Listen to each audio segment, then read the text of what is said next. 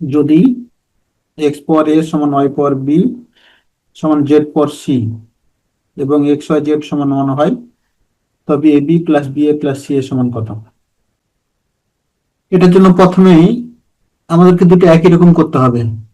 যদি ধরি কি এক্স সমান জেড, তাহলে ওয়াই সমান একবার জেড নিয়ে কাজ করব।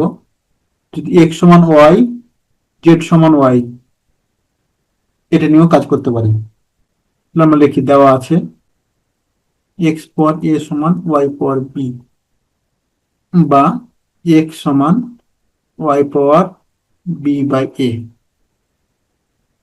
আবার তাহলে এক্স সমান ওয়াই লিখছি, তাহলে আবার লিখবো জেড সমান ওয়াই, জেড পাওয়ার সি সমান ওয়াই পাওয়ার বি, বা জেড সমান y power b by C.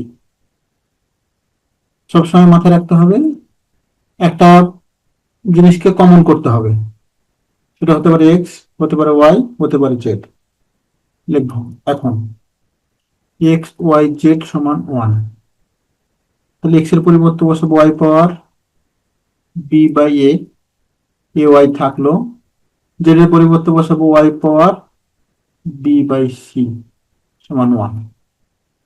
তাহলে সবগুলো ওয়াই থেকে একটা ওয়াই কমন নিচ্ছি, b by a plus 1 plus b by c সমান 1, বা ওয়াই উপরে লসাগু হচ্ছে এ সি, তাহলে পাচ্ছি BC plus AC plus A B সমান 1 এর পরিবর্তে বসাচ্ছি ওয়াই পাওয়ার 0, তাহলে ওয়াই ওয়াই কাটা যাচ্ছে, থাকতেছে BC plus AC plus A B, নিচে এসি সমান 0, বা BC plus AC plus A B সমান 0।